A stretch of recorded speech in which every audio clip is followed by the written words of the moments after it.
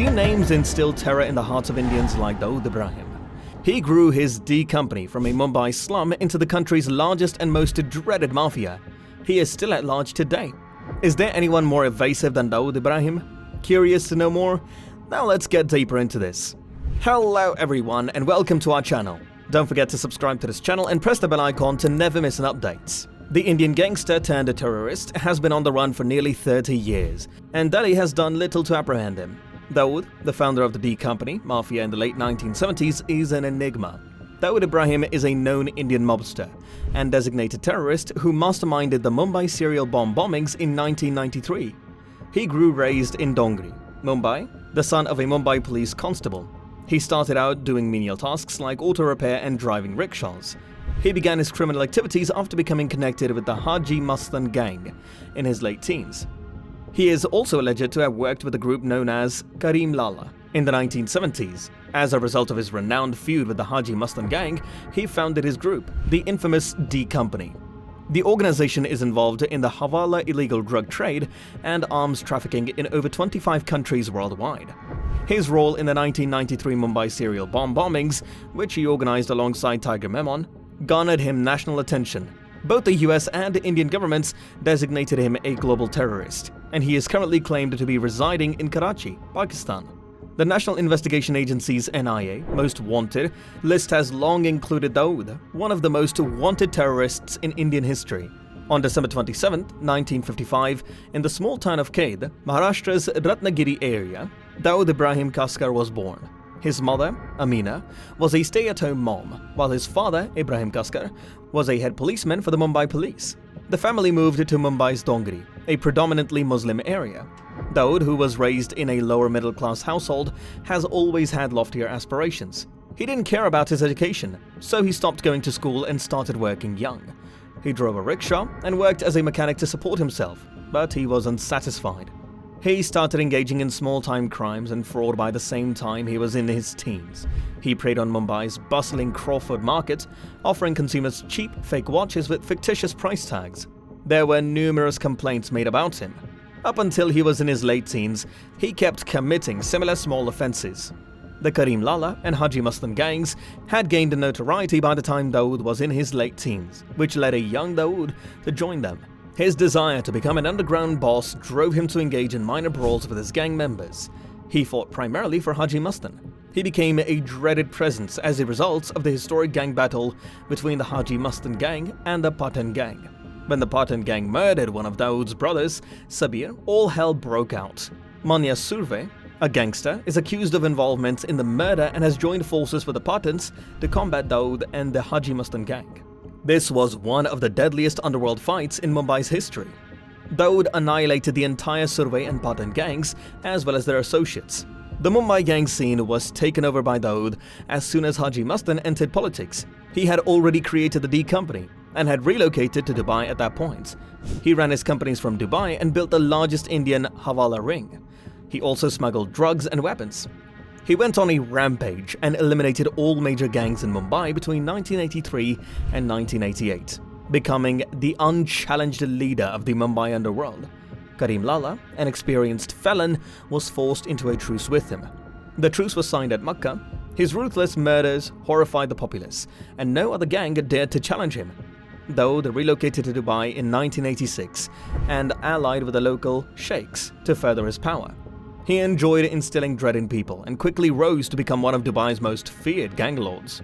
In the early 1990s, Pakistan's secret intelligence organization, the Inter-Service Intelligence (ISI), teamed forces with Dawood to capitalize on the religious strife prevalent in India, particularly in Mumbai. ISI provided further funding to Dawood and assisted him in his growth. In exchange, Dawood became a member of the scheme to destroy Mumbai's backbone. Tiger Memon plotted the Mumbai attacks, and the weapons used in the attacks were brought to Mumbai through Dawood's smuggling network. He was also accused of being one of the designers and financiers of the March 12, 1993 serial bombings that killed 257 innocent people. He has been on the Indian government's most wanted list since the bombings. His purported links with Osama bin Laden put him on the radar of the United States as well. As a result, he was added to the list of global terrorists with $25 million bounties on his head. Dawood is also suspected of collaborating with every other terrorist outfit operating in the Indian subcontinent. His involvement in both the 2002 Gujarat riots and the 2008 Mumbai attacks is still being disputed. According to the Indian news outlet Times Now, Dawood has been in Karachi, Pakistan since 2015. According to a dossier created by the Indian government for Pakistan, Dawood had 9 houses in Pakistan and 3 passports. Several Bollywood actors and directors have been questioned about their purported relationships with Dawood.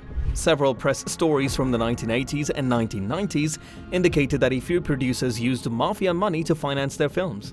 According to reports, Dawood was also in a romantic relationship with Mandakini, a prominent Hindi cinema star. Dawood is also accused of extorting money from well-known film business figures. The assassination of Indian music magnate Gulshan Kumar was allegedly carried out on Dawood Ibrahim's orders. Although Dawood had a significant impact on Bollywood, the film business appears to have abandoned him once he was implicated in the 1993 bombings. Chota Shakil, one of Dawood's most devoted gang members, was accused of financing the Bollywood film Chori Chori Chupke Chupke. But the claims were never proven. It did, however, imply that there may still be some link between the Mafia and Bollywood. According to rumors, Dawood is a huge fan of cricket and has broken the law by placing illicit bets on significant cricket matchups.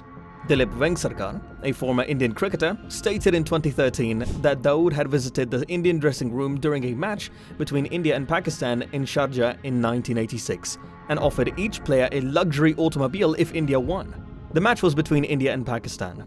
It is often held that the then captain of India, Kapil Dev, treated Dawood in an impolite manner when he ordered him to leave the dressing room. There have been several movies that have been released that are mostly based on the life of Dawood, such as D, Company, and Once Upon a Time in Mumbai. However, the director, Anurag Kashyap, of the film Black Friday, presented the most forthright and straightforward description of Dawood's part in the assaults that took place in Mumbai. The movie wasn't allowed to be seen for a very long time, and it wasn't until 2004 that it was finally made public. Mejabin Sheikh is Dawood Ibrahim's wife, and the couple has 4 children together. One of his daughters, Maruk, tied the knot with Junaid Miandad, who is the son of the late Pakistani cricketer Javed Miandad. Another one of his daughters, Mehreen, tied the knot with a businessman of Pakistani and American descent. It was in London that his son, Moin wed Sania, who was the daughter of a Pakistani businessman. In 2010, he had to say goodbye to one of his children, Maria, because of a disease that she contracted in Pakistan. Dwood Ibrahim, Dawood's only son, was elevated to the position of Maulana in 2017, which reportedly enraged Dawood. Since Dawood's son decided to follow the road of faith rather than live a luxurious existence, it was presumed that Dawood had been depressed for a considerable amount of time. Hasina Parkar, his sister, has also been a controversial figure. Even though she was the target of considerable condemnation for her brother's actions, her husband was slain during a fight between 2 gangs. She has unequivocally rejected any possibility of a sibling bond with her brother. So what do you think about Dawood's crazy gang? We would like to hear from you in the comments down below. Make sure you are subscribed along with turning on the notifications. Thanks for watching and hope to see you back in the next video.